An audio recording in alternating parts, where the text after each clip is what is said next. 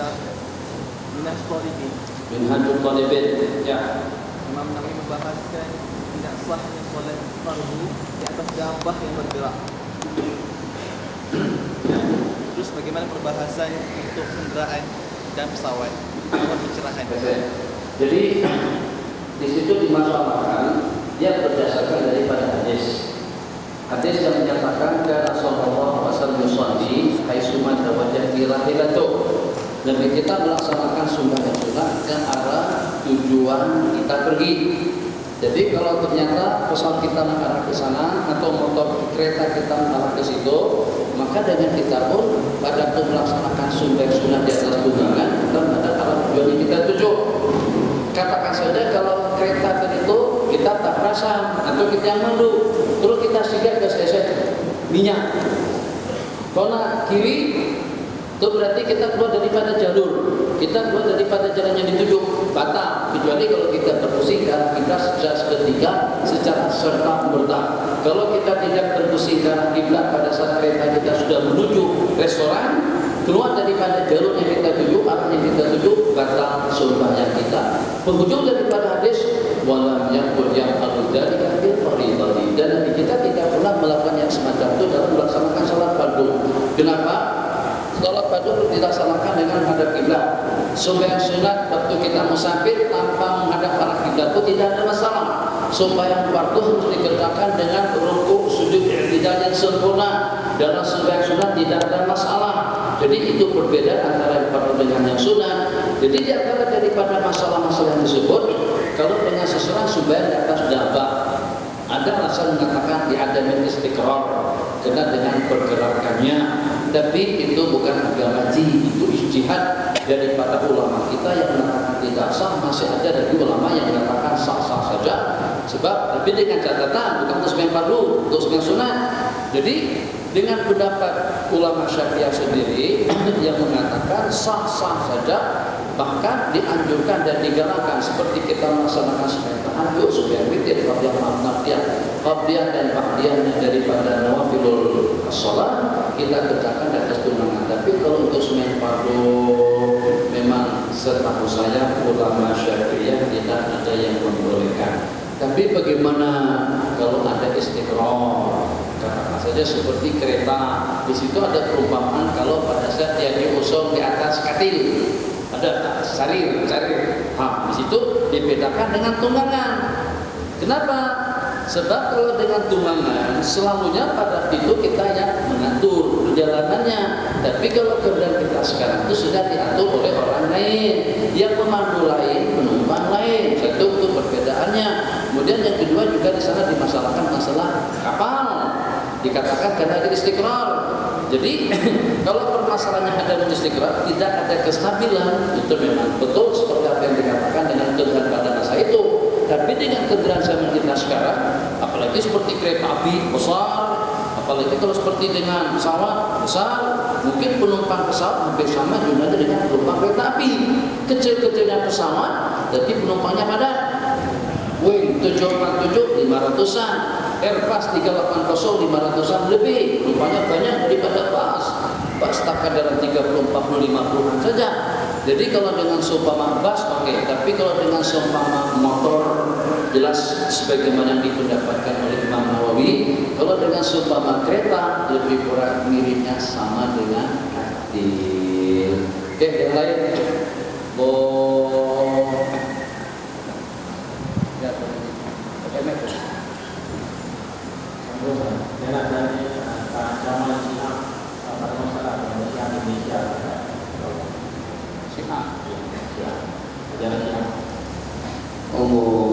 si ini kena macam ni. Tulis dalam 5 menit. Kita ambil poin-poin tertentu saja. Atas latar belakang apa, alasan apa. Sekarang Iran komplit dengan hukuman Malaysia. Dalam pernyataan Presiden Iran yang mengutuk negara Malaysia yang mengkafirkan Syiah. Kalau macam itu kata mereka, berarti kebanyakan daripada penduduk Arab itu adalah kafir. Disebabkan karena kebanyakan mereka daripada penganut Syiah. Sebelum dengan negara kita atau juga dengan fatwa daripada ulama-ulama lainnya, sebelum dengan JAIS, dengan JAKIM, dan juga daripada majelis-majelis agama atau juga dengan Departemen Agama, Kementerian Agama berbicara tentang itu sudah dibahas oleh ulama-ulama kita dahulu. Kenapa mereka terkejut? Kenapa mereka kaget pada saat mendengar ungkapan dan ulasan yang semacam itu? Jadi mereka tidak perlu terkejut atau juga tidak perlu terperanjat kalau seandainya ada yang memfatwakan semacam itu. Itu fatwa daripada Imam Ibnu Taimiyah, fatwa daripada Imam Ibnu Katsir, fatwa daripada Imam Suyuti, hampir fatwa ulama-ulama kita semuanya. Tapi dengan catatan Syiah yang dimaksud adalah Syiah Imamiyah atau juga Syiah Rawafid, Syiah Imamiyah, terus Syiah Rawafid lebih teruk lagi, itu Syiah yang mengatakan Sayyidina Jibril itu tersalah dalam menyampaikan wahyu, sepatutnya disampaikan kepada Baginda tapi tersampaikan kepada Sayyidina Rasulullah SAW. Syiah Imamiyah adalah Syiah kebanyakan Syiah kita sekarang, khususnya yang di Irak dan juga yang di Iran. Itu adalah Syiah Imamiyah, Syiah yang mengkafirkan atau yang mengatakan para sahabat Nabi kita itu fasik. Syiah yang mengatakan Al-Quran yang ada dengan kita ini sama sekali tidak sama, atau Al-Quran yang disebut dengan Mushaf Fatimah yang dibawa oleh imam yang ke-12 yang menghilang sejak beribu-ribu tahun yang lalu sampai detik sekarang tidak kunjung datang. Di mana dengan mushaf yang dibawa oleh imam tersebut nanti akan dibawa kembali, jumlah bilangan ayatnya ada dalam 16.000. Tidak ada satu ayat pun yang ada di dalam mushaf kita sekarang ini. Tidak ada satu ayat pun yang sama dengan mushaf yang ada di dalam mushaf mereka itu. Berarti kesimpulannya mereka tidak percaya dengan Al-Quran yang ada dengan kita sekarang. Dua. Yang ketiga tentang munahnya. Yang ketiga, keempat tentang badaahnya, bid'ah atau badaah permulaannya. Jadi untuk tiga pertama saja, sahabat Nabi, kumpulan manusia yang disanjung dan yang dimuliakan oleh Allah. Kira-kira apakah ada selain daripada Muhajirun dan Ansar yang menjadi sahabat? Ada. Yang menjadi sahabat itu di kalangan Muhajirun dan Ansar. Dan pada saat Nabi kita terpilih sebagai Nabi dan Rasul pun, Nabi kita dibantu, ditolong, ditemani dan disertai oleh kumpulan daripada para sahabat. Sampainya Islam ke negara kita pun juga dengan perantaraan perjuangan dan pengorbanan daripada para sahabat. Sampainya agama ke segenap pelosok dunia pun juga dengan pengorbanan dan juga dengan jasa baik daripada para sahabat. Makanya itu ibadah mereka, perjuangan mereka, keyakinan mereka, ubudiyah mereka disanjung dan dipuji oleh Allah, sehingga Allah katakan pada perumpamaan atau juga pada kumpulan yang pertama, kalian adalah semulia-mulia umat. Jadi ulama sepakat mengatakan yang mencerca dan yang mencaci maki para sahabat itu imannya tidak akan boleh bertahan, atau paling tidak imannya akan retak. Kalau seandainya ada yang mengkafirkan sahabat Nabi, secara khusus dengan Sayyidina Abu Bakar As-Siddiq radhiyallahu taala anhu, itu ulama Sunni kita tidak terangkat mengatakan dia kafir. Kenapa? Sebab kesahabatan daripada Sayyidina Abu Bakar As-Siddiq radhiyallahu taala anhu itu mansus termaktub di dalam Al-Qur'an. إذ يقول لصاحبه لا تحزن إن الله معنا. Seketika Nabi kita berkata kepada sahabat beliau, cukup tentang Syiah, silakan pertanyaan yang lain. Tuh jangan terulang, ingat apa yang saya maksud. Silakan.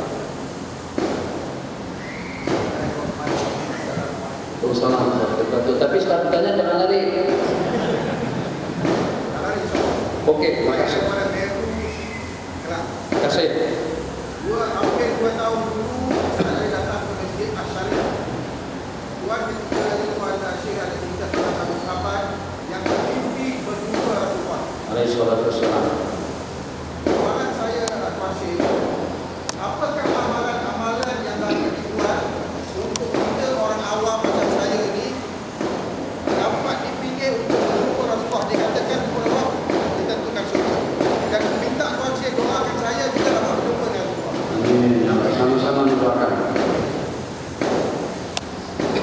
Cerita tentang mimpi dulu kan? Street ya. Di antaranya kita bersihkan hati kita dulu daripada sifat ujub, sifat ego, sifat angkuh, sifat sombong, daripada akidah-akidah yang tidak betul, pemahaman pemikiran yang tidak benar. Itu syarat yang pertama, bersih hati. Mungkin dia orang miskin tak kisah, tak ada jabatan tak masalah, ada kedudukan tidak problem, tapi hatinya bersih. Yang kadang-kadang daripada orang yang memiliki hati bersih tadi itu, masya Allah, tabarakallah, Allah memberikan anugerah kepadanya sesuatu yang Allah tak bagikan kepada seorang alim. Anugerah yang Allah tak bagikan kepada orang yang memiliki kedudukan tinggi. Tapi tidak berarti itu akan menghakis dan juga akan menjembatkan kedudukannya. Jadi bermimpi bertemu Rasulullah SAW ada yang sifatnya kasbi, ada yang sifatnya anugerah.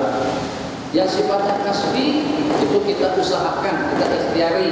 Amalan-amalan yang diamalkan diantaranya seperti pada malam hari Jumat pertama kita mandi, lepas sembahyang, lepas mengisya kita mandi, lepas itu dengan kita berpakaian serba putih, cadar atau alas.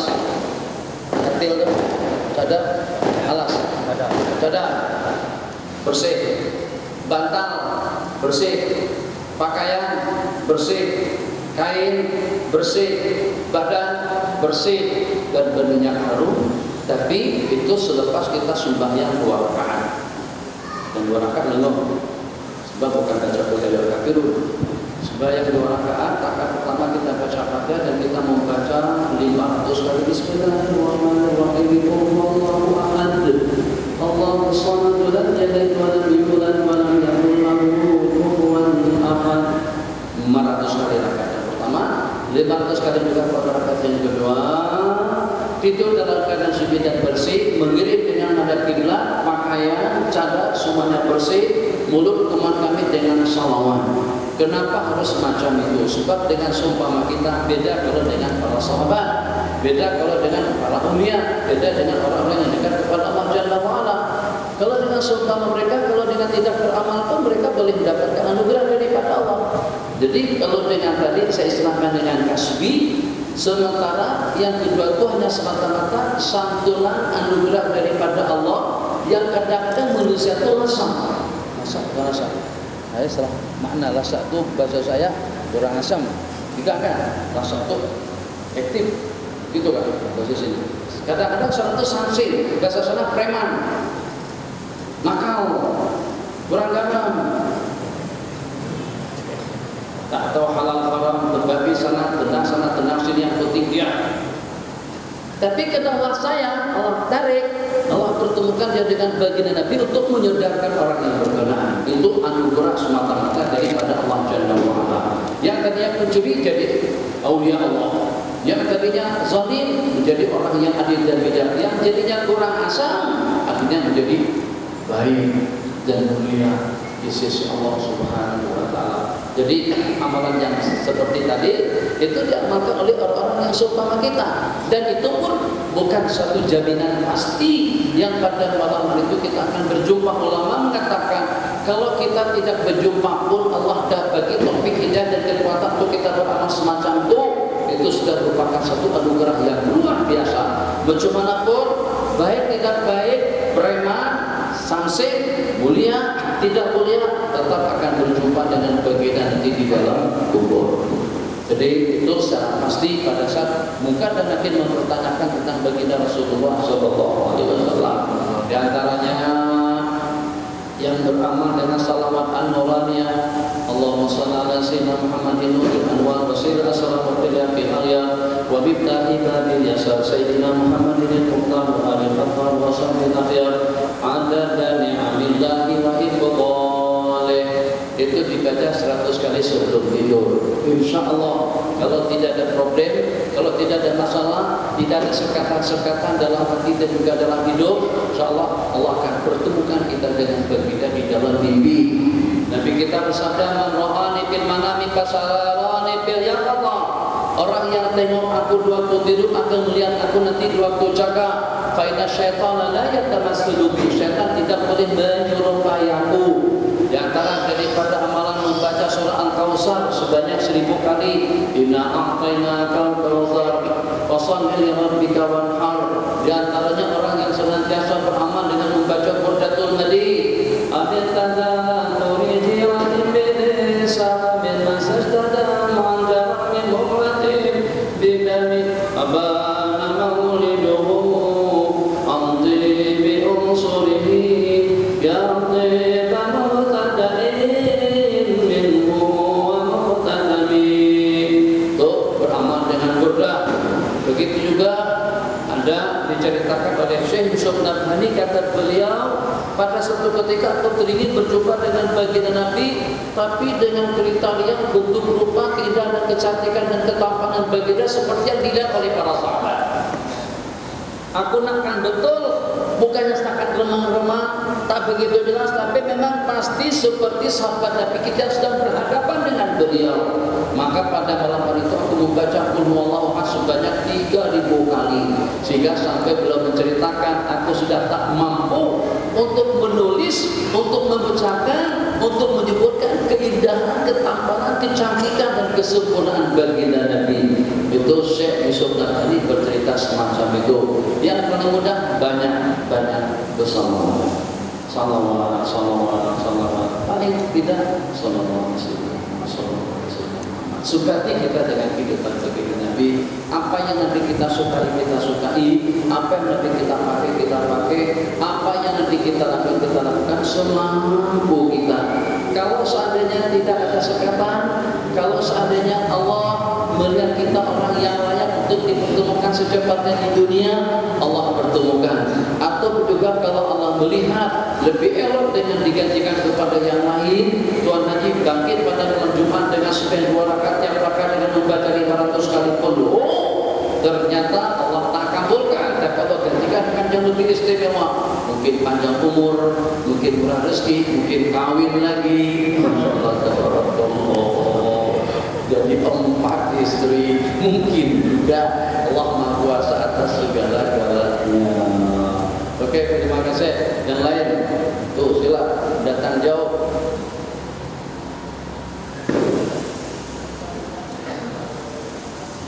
Tak dengar. Syekh Abdullah Al-Harari.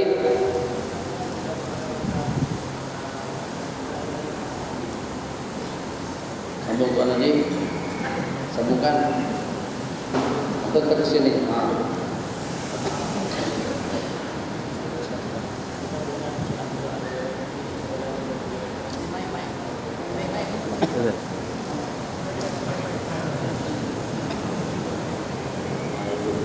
Salam.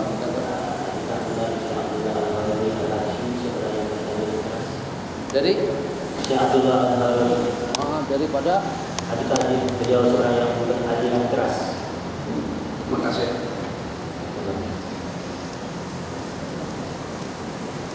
Saya di Malaysia. Pada setiap kali orang tanya tentang Wahabi, mesti saya naik angin. Kata mereka bid'ah kunut subuh, saya kata kunut subuh hukumnya sunat.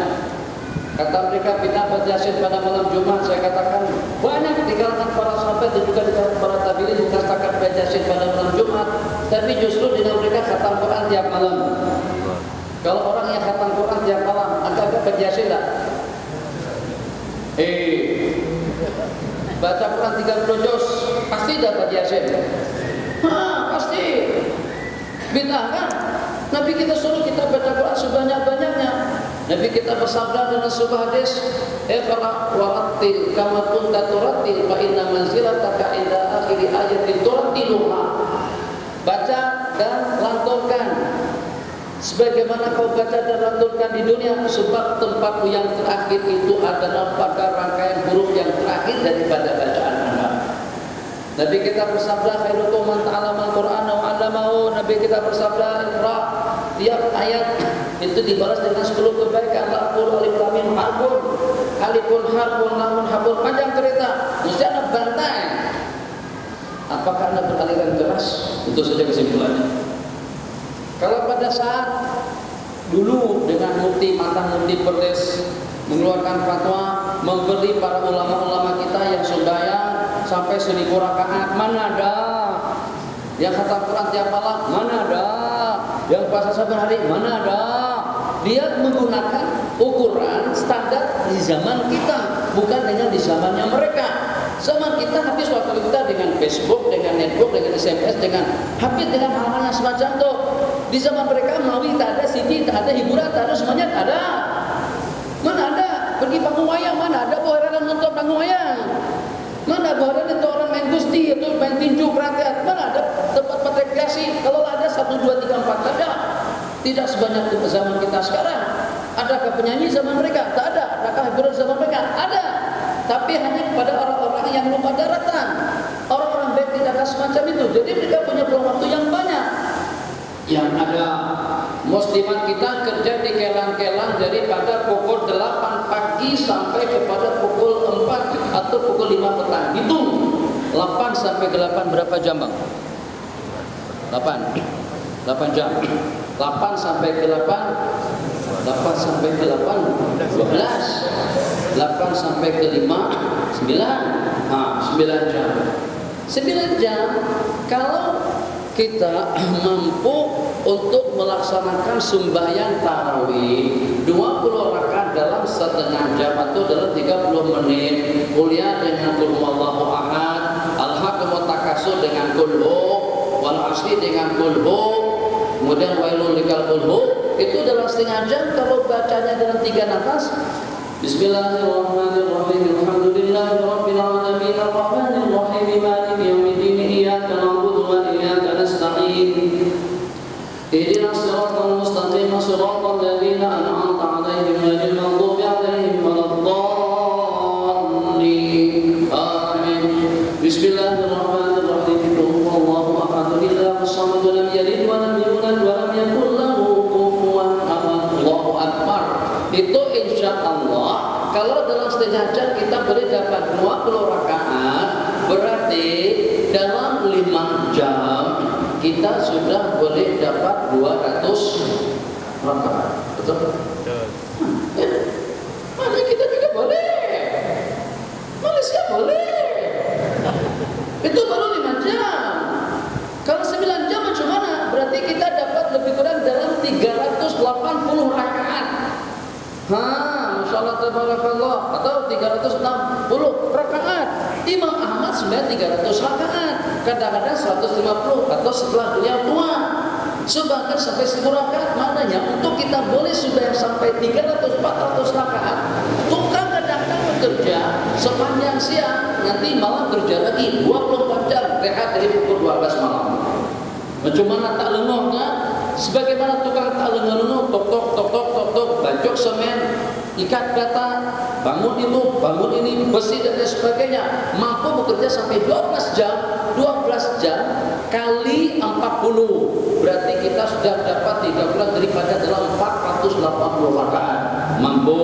Jadi pada saat Dr. Asri fatwakan itu boleh, mana ada. Dia kata tak boleh Anda mengukur kemampuan mereka dengan kemampuan kita yang serba kecil, yang serba malas. Zaman kita sekarang, mereka ada yang khatam Quran. Imam Syafi'i ma'ruf, dikenal khatam Quran 2 kali sehari pada tiap bulan Ramadan. Kalau sepanjang tahun tiap hari 1 kali khatam. Kita sejus pun tidak, Yasin pun tak terbaca, Qul huwallahu ahad pun kadang-kadang tertinggal juga. Waladdallin, Allahu akbar. Baca Qul huwallahu. Jadi tidak boleh.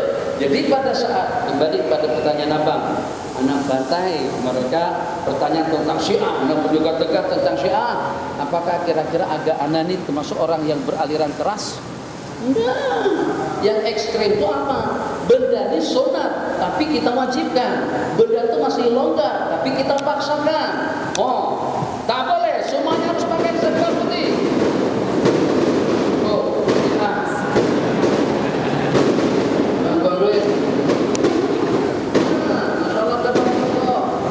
Abdullah Hanafi, kenapa dikatakan ekstrim sama mereka? Karena beliau tegas dengan hukum. Sebab tidak ada di kalangan ulama modern, ulama kontemporer sampai kepada seumpama Dr. Qardawi pun tidak lepas dari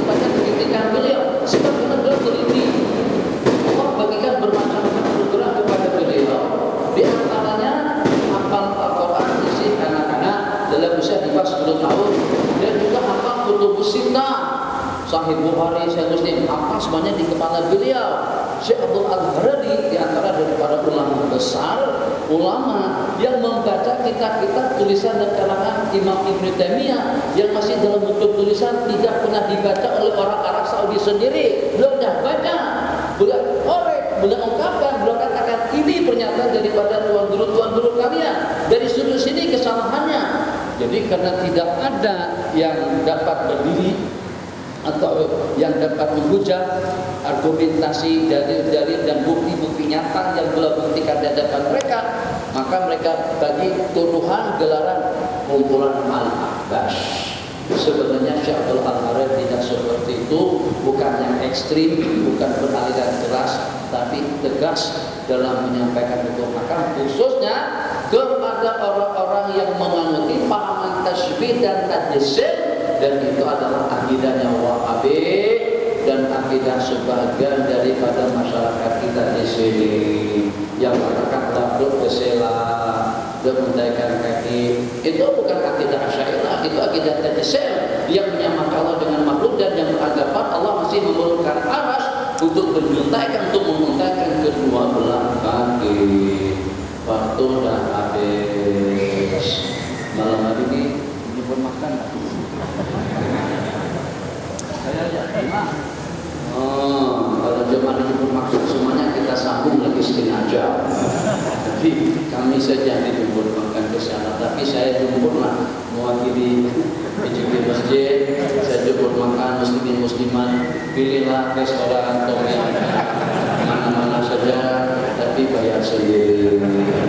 Subhanallah wa bihamdika asyhadu an la